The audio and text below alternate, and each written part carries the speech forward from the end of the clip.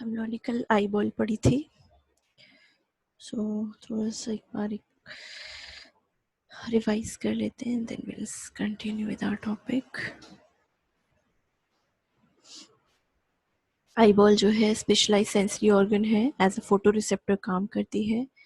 It has three layers: the fibrous layer, that is the outermost, forming sclera in the cornea; the vascular or pigmented layer, or also called as uvea or uveal tract, including choroid, ciliary body, and the iris; and the last one is the innermost, is the nervous layer, that is the retina. It has certain structures that are refractive in nature. That means they bend the light, they doesn't reflect it back.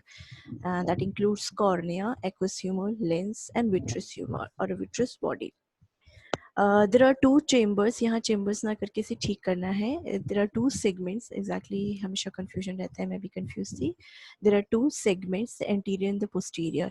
In front of the lens is the anterior segment, and behind the lens is the posterior segment. Then the anterior segment is divided into chambers, the anterior and the posterior chamber. So please correct it. This is not chamber, this is segment. Exactly ढूंढ रही थी तब मिला नहीं मुझे. Coming to the tenons fascia, हमें पता है tenons capsule is the outer layer of a membrane, thin connective tissue membrane that surrounds the eyeball and the muscle area, forming certain ligaments, and its function is to protect and position the eyeball. Coming to the fibrous layer, it has the sclera and the cornea.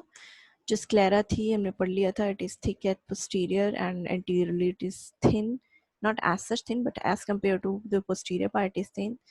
Then जो इसके outer posterior में जिसका outer 2/3 होता है, that continues with the orbit, and the inner 1/3 is continuous. इस continuous होता है तो नॉर्मल सी बात है, आपके जो रूट हैं, जो एक्सॉन्स हैं आपके इसके ऑप्टिक नर्व के, दैट विल फॉर्म, वो 1/3 जो आपकी स्क्लेरा होती है उसके अंदर से घुसेंगे. अब उसके अंदर से घुसेंगे तो वहाँ पे एक मैश लाइक स्ट्रक्चर बनेगा जिसमें बहुत सारे होल्स होंगे. ठीक है, so that structure is called as lamina cribrosa. That area of sclera is called as lamina cribrosa. And also there are many apertures, 4 apertures for the recti muscles on each side, then certain apertures for the vessels. Then what is limbus? Limbus is that point where this sclera continues anteriorly as cornea. And at this point there is a sulcus that is called as internal scleral sulcus, clearly visible, forming a space like structure or a sinus, or also called as sclerus venous sinus or canal of shell. Then sclera has 3 layered: episclera, sclera proper, and lamina fusca. Coming to cornea, cornea is a circular transparent layer covering the pupil and the iris, and of course enclosing the anterior chamber of the eye. ये thick होती है आपके periphery पे, while it is thin in the center. Then of course it is made up of 5 layers, and its function is to refraction of light and protective role. It protects the inner part of the eyeball from the foreign bodies. Now today we are going to start with the vascular or pigmented layer, जिसे हम uvea या uveal tract भी बोलते हैं. Ma'am जी ma'am, जो sclera में आपने बताया लैमिना क्रिब्रोसा, और उसके ऊपर जो आउटर 2/3 वाला पार्ट बताया था, वो फिर से एक्सप्लेन कर दीजिए. ओके. नहीं समझ में आया पढ़ के भी. ओके, आप एक क्या कौन सी बुक आपकी सबसे मोटी है बताइए. अभी के हिसाब से शायद सीसी चैटर्जी आपकी सबसे मोटी है. ठीक है, आपने सीसी चैटर्जी में सपोज आपके 500 पेजेस हैं, उन 500 पेजेस को आप 3 पार्ट में डिवाइड कर लीजिए. 600 कर देते हैं, 600 पेजेस हैं, 3 पार्ट में अगर हम डिवाइड करेंगे तो आउटर 2/3 यानी 200 से 400 एक हो गया, एंड 100 से फर्स्ट से 100 तक एक हो गया. ठीक है, तो जो फर्स्ट से 100 है वो कंटिन्यूअस है आगे की तरफ. ठीक है, एंड जो पीछे वाला 2/3 है वो पीछे की तरफ इसमें वो कंटिन्यूअस नहीं है. हमने बात की थी स्क्लेरा, जो हमने बोला स्क्लेरा जो है वो कंटिन्यूअस है. देखो, कोई भी चीज कंटिन्यूअस होती है यानी वहां पे बीच में कोई स्पेस नहीं है. वो आगे से आई और फिर से वापस मुड़ के आगे चली गई. जैसे वो यहाँ से स्टार्ट हुई, यहाँ से पीछे मुड़ी, एंड देन आगे चलेगी. So it is continuous. जैसे यहाँ पे कंटिन्यूअस हमें दिख नहीं रही है, हमें यहाँ पे दिख रहा है सिर्फ हमें आउटर टू थर्ड दिख रहा है, जो आया यहाँ से इधर आया और पीछे चला गया. So this is outer two third जो आता है और पीछे की तरफ चला जाता है, सीधा यहाँ नहीं जाता है. लेकिन जो वन थर्ड पार्ट होता है, ये आउटर टू थर्ड की बात हो रही थी, जो पीछे का लास्ट का टू थर्ड है. जो अंदर का वन थर्ड पार्ट है वो आगे की तरफ ही चला जाएगा, जो हमें यहाँ पे विजिबल नहीं है. ठीक है, जब वो हमारा ऐसे अंदर यहाँ से इधर जाएगा तो नॉर्मल सी बात है, जो अंदर की लेयर से उन्हें बाहर आना है. अब अंदर की लेयर जो आपकी एटलीस्ट कोरोइड के बारे में बता दूं तो कोरोइड अभी हम पढ़ेंगे, हम देखेंगे कोरोइड जो है वो यहाँ पे आके खत्म हो जाती है. एक पॉइंट यहाँ पे आके खत्म हो जाता है, दूसरा पॉइंट यहाँ पे आके खत्म हो जाता है. ठीक है, सो ना वो पीछे जाता है ना वो आगे ऐसे जाता है जिसे हम पियर्स करें. तो दोनों यहाँ खत्म हो गए. लेकिन स्क्लेरा का वन थर्ड पार्ट जो है वो सीधा चला जाता है. अब कोई चीज सीधी जा रही है और उसके अंदर से हमें किसको आना है, ऑप्टिक नर्व को बाहर आना है. ऑप्टिक नर्व क्या है, ऑप्टिक नर्व जो है वो बहुत सारे एक्सॉन से मिलके एक बंडल है जो together is called as optic nerve. अब उस ऑप्टिक नर्व को बाहर आना है तो नॉर्मल सी बात है, उसके बाहर अगर एक लेयर है तो वो इसको छेद करके ही अंदर आएगी, उसे पियर्सिंग करेगी फिर ही बाहर आएगी. सो जो वन थर्ड एरिया जो यहाँ पे कंटिन्यूअस है उसमें एक्सॉन्स जो हैं, मल्टीपल एक्सॉन्स जो हैं जो ऑप्टिक नर्व बनाते हैं वो बाहर आएंगे. उसमें क्या हो जाएगा, उसमें बहुत सारे छेद हो जाएंगे इस पॉइंट पे आके, सिर्फ इस एरिया में आके वन थर्ड जो आपकी लेयर जो कंटिन्यूअस थी उसमें छेद हो जाएंगे. उस छेद वाले एरिया को, उस पार्ट ऑफ स्क्लेरा को हम बोलते हैं लेमिना क्रिब्रोसा. जी मैम, आ गया ठीक समझ है, में। ओके. जी ma'am. Okay, coming to the vascular और पिगमेंटेड लेयर और यूवी और यूवियल ट्रैक. जैसे हमने पढ़ा था स्क्लेरा जो है it is a vascular structure. So जो कोरॉइड है it is a vascular structure. सबसे ज्यादा अप्रॉक्स 90% जो आपका ब्लड है फ्लो जो है आई का वो आपके कोरॉइड में जाता है. कोरॉइड इज द लेयर जो सप्लाई करती है बाकी रेस्ट ऑफ द आई को, मतलब नॉट एग्जैक्टली सप्लाइंग कह सकते हैं बट इट प्रोवाइड्स न्यूट्रिशन. किसी को ब्लड की ज़रूरत नहीं होती, everybody need oxygen and nutrition for its survival. So here in this case जो आपकी कोरॉइड है that is the most vascular organ of the eye. आई का सबसे vascular organ जो है वो है कोरॉइड. तो कोरॉइड जो है, कमिंग बैक हेयर शू से पढ़ते हैं, इट हैज़ थ्री लेयर्ड. ठीक है, sorry exactly it has three parts. जैसे हमने पढ़ा था जो फाइब्रस लेयर होती है उसके दो पार्ट होते हैं, स्क्लेरा एंड कॉर्निया. सिमिलरली जो हमारा यूविया है, यूवियल ट्रैक है, एग्जैक्टली हम इसे यूविया बोलते हैं क्योंकि जो भी पैथोलॉजी होगी वो यूवियाइटिस एंड उस तरह से हम पढ़ते हैं. So better learn it with UV और यूवियल ट्रैक. इसे वेस्कुलर क्यों बोलते हैं ये याद रखो. वेस्कुलर इसे बोलते हैं इसलिए because it is the highest vascular organ of an eye. that is almost 90% of the blood flow to the eye reaches this choroid or this layer. Second it is pigmented layer. जैसे हमने बात की थी अभी cornea की, it is transparent. जब हम बात करते हैं आपके यूविया की या फिर कोरोइड की, it contains pigment. And what is the pigment that we people humans contain? That is melanin. Melanin is the only pigment that we people contain. इसके अलावा और कोई pigment तो है नहीं हमारे पास. So melanin इसमें बहुत ज़्यादा पाया जाता है. That is why this layer is called as pigmented layer. Vascular because of high vascularity, pigmented layer because of the presence of melanin. Uvea या यूवियल ट्रैक भी इसको बोला जाता है. ठीक है, so it contains three parts. The choroid part जो हमारा पीछे का पोर्शन है जो आपको ग्रीन कलर में दिख रहा है. ठीक है, इसमें ग्रीन कलर है. जो आउटर वाइट है that is the sclera. Then the green part is the choroid. अब आप कोरॉइड में देखेंगे जो कोरॉइड आपका है that is starting from this region and extending up to the optic nerve only. और यहाँ पे आके ये खत्म हो जाता है. That is the most important point. It doesn't continues here, it ends up here. तो जो ग्रीन पोर्शन है that is the choroid portion. Green portion में इंटीरियर में जब आप देखेंगे तो इंटीरियर में आपको कुछ रेडिश स्ट्रक्चर दिखेगा, थोड़ा thick and. Initially it is thin and then afterward it gets thickened. Now this thickened structure is called as ciliary body. After the ciliary body एक स्ट्रक्चर, एक फ्लैप लाइक स्ट्रक्चर है जो और आगे की तरफ चला जाता है. ठीक है, इस सिलरी बॉडी जहाँ पे खत्म होता है वहीं पे एक फ्लैप लाइक स्ट्रक्चर आगे की तरफ चला जाता है. This flap like structure is called as iris. So together these three forms the middle layer, the vascular layer, the pigmented layer or the uveal tract.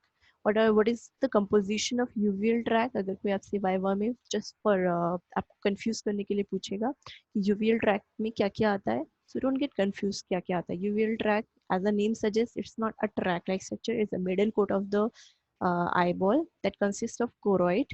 That's a green portion posteriorly forming the approx 5/6 area only.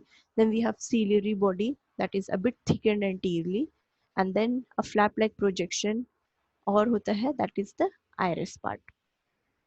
हम तीनों को अलग अलग पढ़ेंगे starting with the choroid. हम पढ़ चुके हैं choroid is highly vascular. It is receiving 90% of the total blood flow of an eye. Then it has three layers. The vessel layer, as the name suggests, vascular layer है. The vessel layer, it contains many vessels and pigments. Then we have capillary layer. Again, capillary layer जो होती है उसमें भी pigments present होते हैं, and जो vessel layer में vessels present थी, जो भी arteries और veins present थी, उनकी short branches जो है वो capillary layer में जाती हैं. And then we have Brooks membrane. Bruch's membrane एक मेम्ब्रेन है दैट इज 5 लेयर्ड मेम्ब्रेन. इसके बारे में कुछ खास ऐसा नहीं है, but it's a 5 layered membrane that is present in this choroid. And the main function of what is the main function of choroid, तो वो सबसे इंपॉर्टेंट है. It provides blood supply to the outer layer of retina.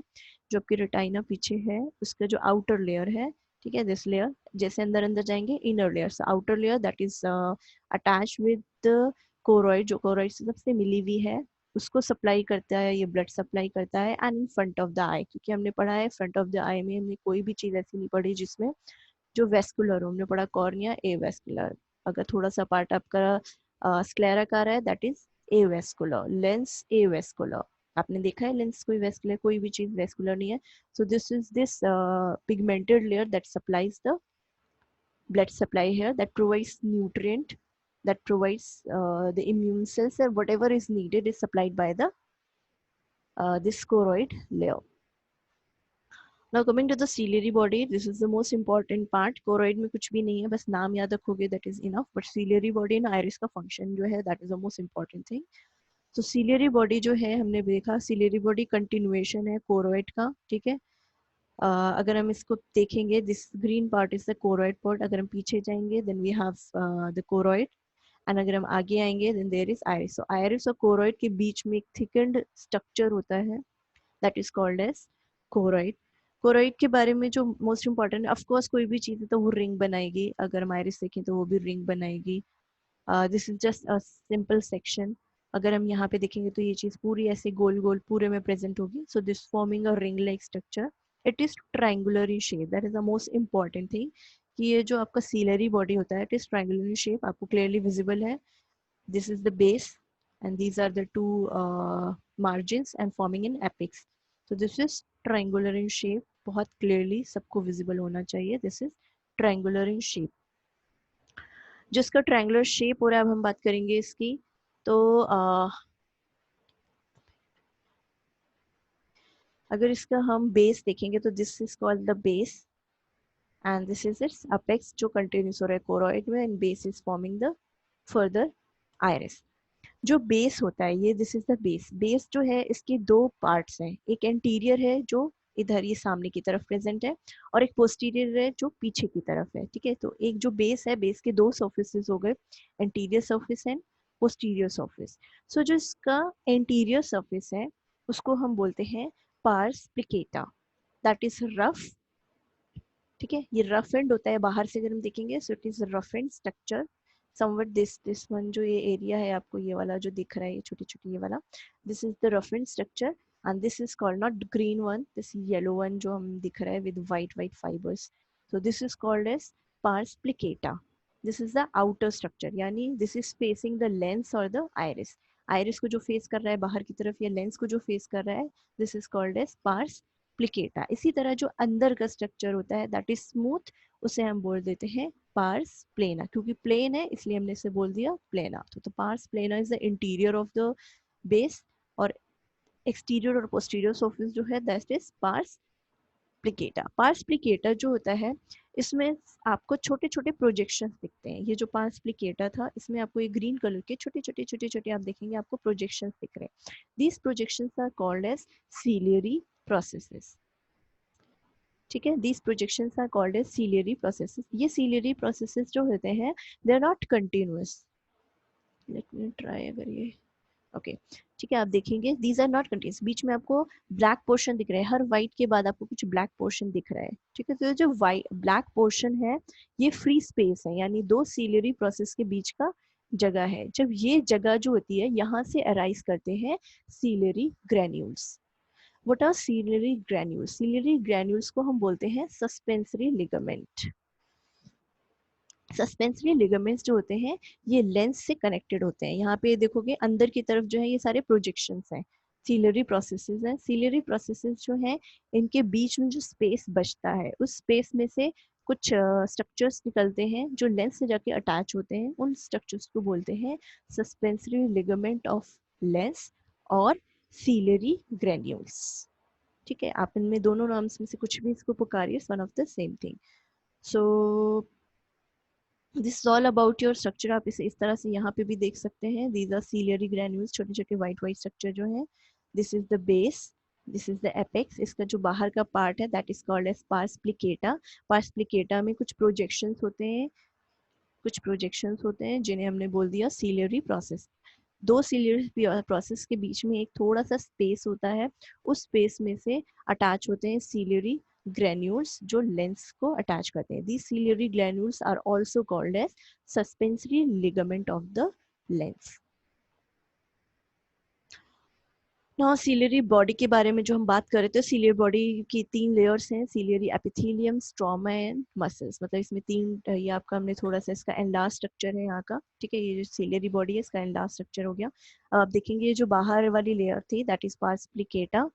पास प्लिकेटा में कुछ projections होती हैं that are ciliary processes, और उनमें से जो स्पेस बच जाता है वहां से निकलते हैं दीज ग्रैन्यूल्स, लाइक आप देख रहे हैं दीज आर सीलियरी ग्रैन्यूल्स और सस्पेंसरी लिगामेंट्स।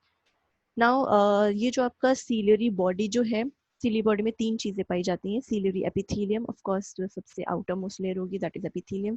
देन स्ट्रोमा आपको क्लियरली विजिबल है, that the red part is the ciliary epithelium, and then is the ciliary muscle. एक बात हमेशा याद रखने की है कि प्यूपिल का काम क्या होता है और लेंस का काम क्या होता है। प्यूपिल जो है वो डायलेट या कॉन्ट्रैक्ट करता है, तो उसका काम होता है एंट्री, जो लाइट की एंट्री है उसको मेंटेन करना। अगर आप बहुत धूप में जाएंगे तो वो छोटा हो जाएगा ताकि बहुत ज़्यादा लाइट अंदर ना जाए। आप किसी डार्क रूम में जाएंगे, डार्क एरिया में जाएंगे तो आपका प्यूपिल बड़ा हो जाएगा ताकि लाइट एंटर ज्यादा करो। जितना लाइट एंटर ज्यादा करेगी उतना अच्छा दिखेगा, लेकिन बहुत ज्यादा चली जाएगी तो हमें कुछ भी नहीं दिखेगा। लाइक आप सूरज को देखिए, आप नहीं देख पाएंगे। सो हर चीज हम लोगों को एतदाल पे रहने की आदत होनी चाहिए।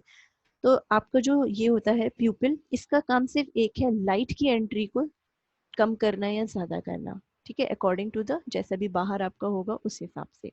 Coming to the lens, lens का काम क्या होता है? लेंस का काम होता है पास के या दूर के जो ऑब्जेक्ट्स हैं उसको मेंटेन करने के लिए अपने साइज को चेंज करना।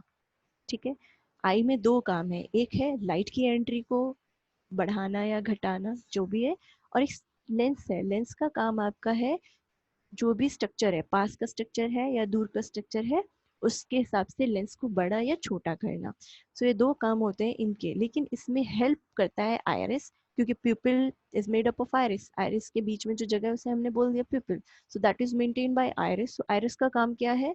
अब हम प्यूपिल का ना क्या है कि अगर आपसे कोई पूछता है what is the function of iris, that is one of the same thing.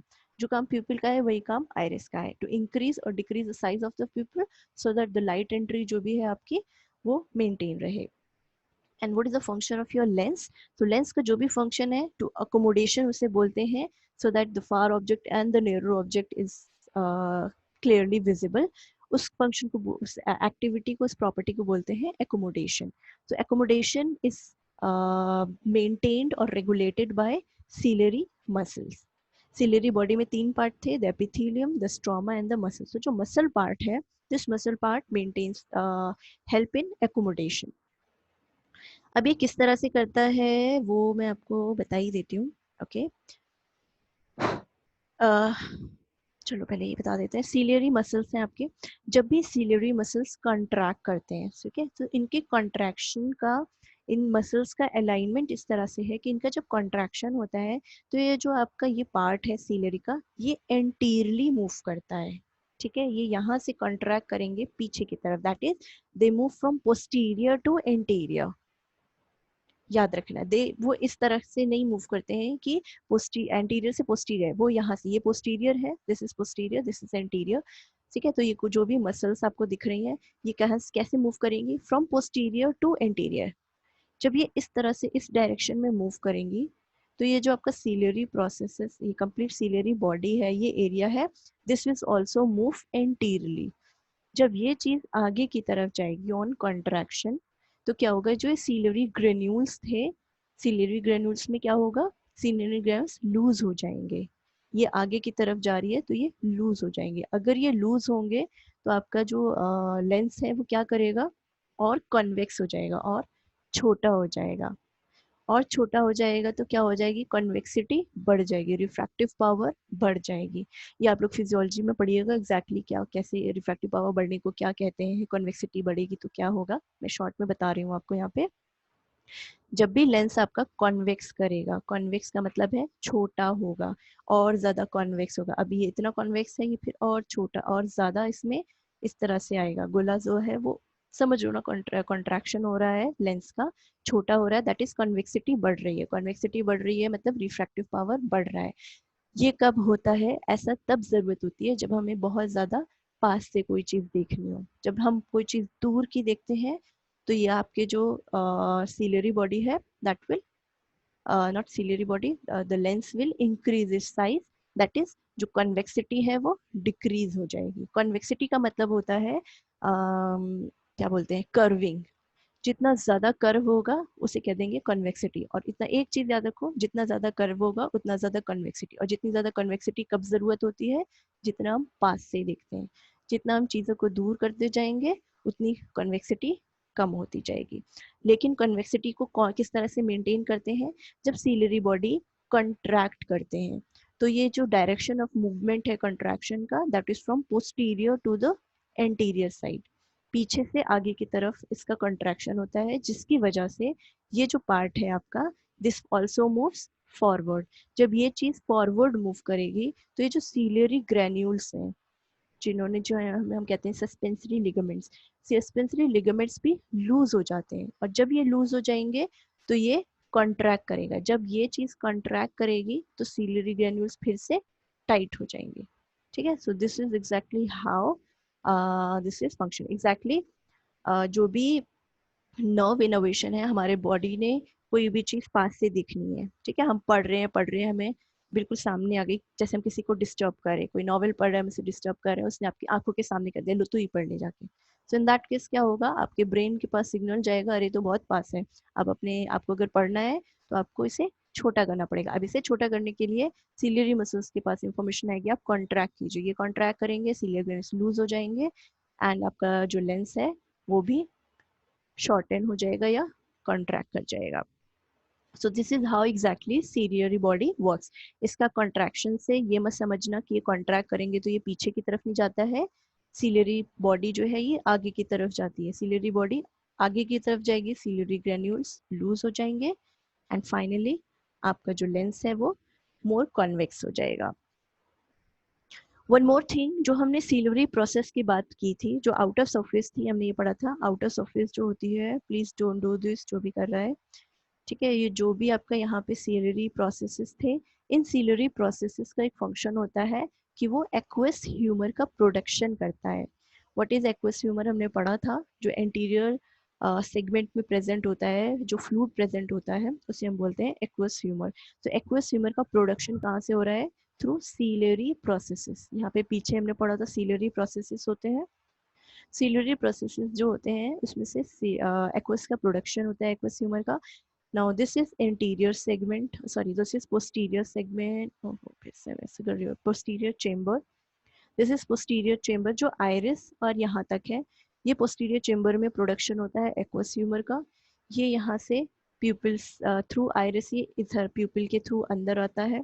प्यूपिल sorry people बोल रही है, आयरिस और लेंस के बीच में थोड़ा सा स्पेस होता है, एज सच यहाँ पे आपको क्लियरली विजिबल नहीं है, इट इज नॉट एडहेरेंट, ये दोनों बिल्कुल भी चिपके नहीं होते हैं, इन दोनों के बीच में स्पेस होता है, ठीक है। सो यहाँ से जो प्रोडक्शन हो रहा है एक्वस ह्यूमर का, वो आयरिस के नीचे से होते हुए प्यूपिल से बाहर आ जाते हैं, एंड प्यूपिल से बाहर आने के बाद हमने पढ़ा था यहाँ पे कैनाल ऑफ शेल्म बनता है, ठीक है। दिस कैनाल ऑफ शेल्म में जाके वो एब्जॉर्ब हो जाता है, यहाँ पे वो ड्रेन कर जाता है।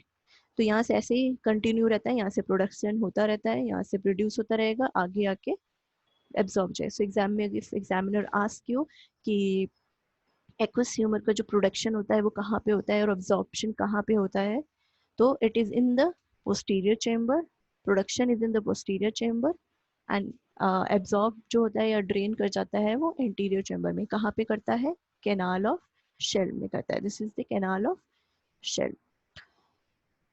सम पार्ट ऑफ सीलरी बॉडी, ये आपका जो है, ये अगर हम पीछे की तरफ देखें, so some part of ciliary body जो है, this area, some part of ciliary body जो है ये विट्रस ह्यूमर के या विट्रस बॉडी के कांटेक्ट में आता है, और वहाँ पे ये प्रोवाइड करता है, वहाँ पे ये रिलीज आउट करता है glycosamin, glycosaminoglycans, that is called as GAG. GAG के नाम से हम पढ़ते हैं ग्लाइकोसामिन ग्लाइकेंस। ग्लाइकोसामिन ग्लाइकन जो होता है वैसे तो बॉडी के काफ़ी पार्ट्स में पाया जाता है, जैसे आपके सामने फ्रंट ऑफ आई में भी पाया जाता है। इसका मेन काम होता है, इसके 3-4 फंक्शन है अकॉर्डिंग टू इट्स जहाँ पे प्रेजेंट है वहाँ के हिसाब से। जैसे if it is present in the anterior, that is in the cornea region में यूजुअली प्रेजेंट होता है, तो वहाँ पे ये काम करता है सेल ग्रोथ का, सेल रिपेयर का, ठीक है, वूंड हीलिंग का काम करता है वहाँ पे। इसीलिए क्या होता है, जब भी स्क्लेरा में कोई चोट लगती है, स्क्लेरा कह रही हूँ, कॉर्निया में कोई भी चोट लगेगी, कोई भी डैमेज होगा, तो वहाँ पे जो स्कारिंग ओपेसिटी डेवलप हो जाती है, तो उसे ठीक करने के लिए हमें गैग की ज़रूरत होती है, वो हमारे पास नेचुरली प्रेजेंट है। सो वो चीज़ धीरे धीरे प्रोडक्शन होता है और धीरे धीरे यूजअप होके ठीक कर देता है, ठीक है। इसी तरह से ग्लाइकोसामिन ग्लाइसी जो विट्रस बॉडी है, ये जो विट्रस ह्यूमर है, that is somewhat gel like structure. So उसकी जेल लाइक स्ट्रक्चर को मेंटेन करने के लिए हमें कुछ केमिकल्स की जरूरत होती है, जिसमें एक होता है glycosaminoglycans, that is GAG. GAG is responsible for maintaining the stability of the gel like structure of the vitreous body. जो विट्रस बॉडी में एक फ्लूइड था, दैट इज जेल लाइक, और उस जेल लाइक को मेंटेन रखने के लिए किसी बहुत सारी चीजों की जरूरत होती है, जिसमें एक है gag, that is provided by the posterior surface of the ciliary body. यहाँ तक सबको क्लियर है? Now coming to the iris part, iris में पढ़ा, it's a contractile, this is the green area is the iris here, ठीक है। This is iris, it also contains melanocytes, and that presence of melanocytes only defines the color of an eye. What is the color of an eye? जब हम बात करते हैं eye का color, that is nothing, that's the color of the iris. जो iris का color होता है वही color कहलाता है आपका आंखों का कलर। तो जो भी लोग हैं, जितना ज़्यादा मेलेनिन प्रेजेंट होगा, अकॉर्डिंगली ब्लैक, ब्राउन एंड आपके उसमें प्रेजेंट होगा आपका आइरिस का कलर होगा, ठीक है। Then it is a border between anterior and posterior chamber, ये तो हमने पढ़ लिया। इसी के आगे जो होता है एंटीरियर चैम्बर होता है, और इसके पीछे दिस एरिया छोटा सा जो है, that is the posterior chamber. Lens के आगे प्रेजेंट है, क्लियर है, कॉर्निया के पीछे प्रेजेंट है, वो भी क्लियर है, और बीच में एक्वस ह्यूमर में डूबा हुआ है। आगे भी एक्वस ह्यूमर है, पीछे भी एक्वस ह्यूमर है। So we can say it is immersed in aqueous humor, present posterior to the cornea, anterior to the lens, and immersed in aqueous humor.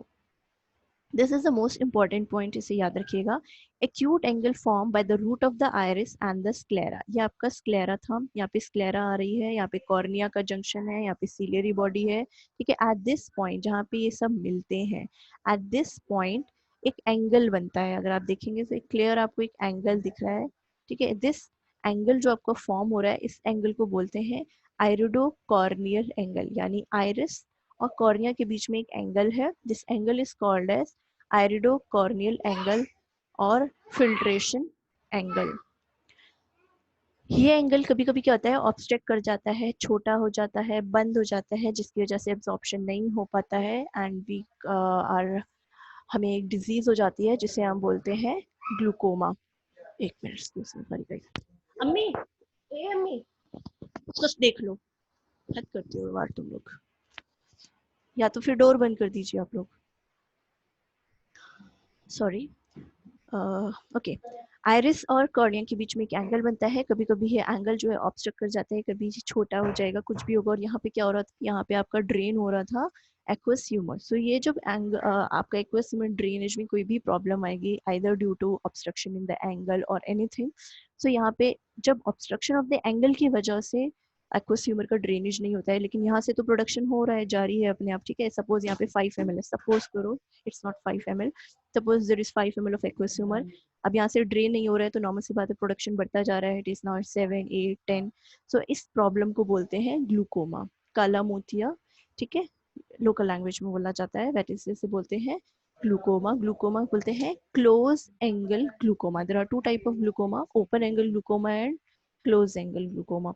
सो जब भी ऑब्स्ट्रक्शन होता है एंगल का तो इसको बोला जाता है क्लोज एंगल ग्लूकोमा। तो ये एंगल बहुत इंपॉर्टेंट है, जब भी आप पढ़ेंगे इंशाल्लाह फाइनल ईयर में, तो you will learn this, is this one of the cause of glaucoma. Then iris में दो टाइप की मसल पाई जाती हैं। One is two smooth muscle, that is contractile property जिसमें है, एक है स्फिंक्टर पिपिलाई मसल, एक है डायलेटर पिपिलाई मसल। एक स्फिंक्टर दैट इज एक कॉन्ट्रैक्शन पिपिल के लिए, एक डायलेटर पिपिल के लिए। मसल्स कॉन्ट्रैक्ट करती हैं और तो कोई चीज कॉन्ट्रैक्ट नहीं करती कि लूज कनेक्टिव टिश्यू कॉन्ट्रैक्ट करेगा या फिर कुछ और, ठीक है। तो it also contains two muscles, that muscle is sphincter pupillae and dilator pupillae muscle। इसके बारे में भी देख लेंगे।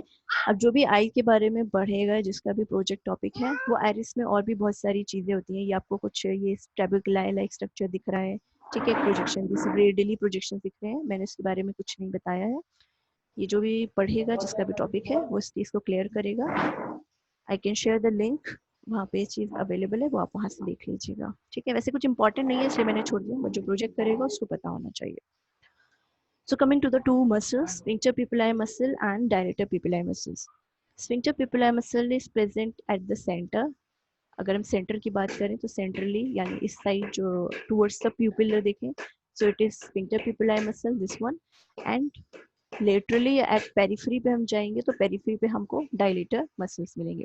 जब डायलेटर मसल्स जो होते हैं ये रेडियली प्रेजेंट होते हैं, यानी लंबे लंबे प्रेजेंट होते हैं, जबकि जो स्फिंक्टर है दैट इज प्रेजेंट, ये लेटरली नहीं प्रेजेंट होता है, ये हॉरिजॉन्टली प्रेजेंट होता है, ठीक है। मतलब दे आर सर्कुलर। ये वाली जो मसल है दैट इज सर्कुलर, ये इस तरह से गोल गोल गोल गोल प्रेजेंट होगी।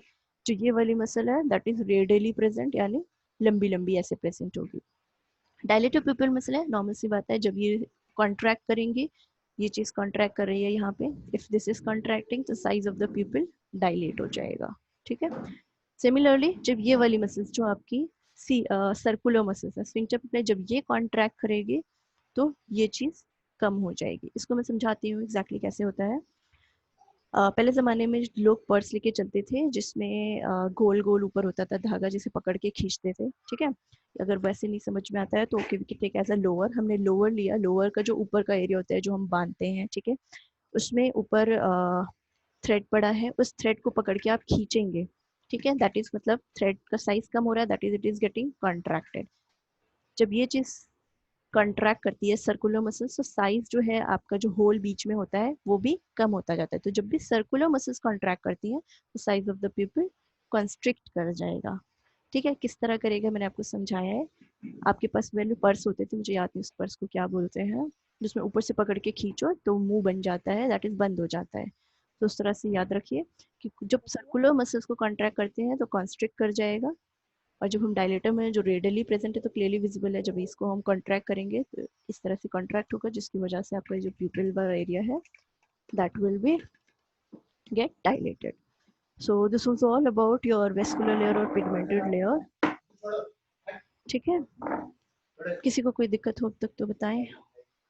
Tomorrow will start with the eyelid, the vitreous and the aqueous humor, inshallah, and then we'll go to the retina. Retina is a bit थोड़ा कॉम्प्लिकेटेड है, मैं कोशिश करूंगी उसे थोड़ा सा एग्जैक्टली थोड़ा सा पढ़ेंगे तो मजा है, नहीं पढ़ेंगे तो कुछ भी नहीं है। मैम रिकॉर्डिंग या I will send the recording. So किसी को कोई भी दिक्कत हो, अभी तक किसी को कुछ है प्रॉब्लम, सब कुछ समझ में आ गया?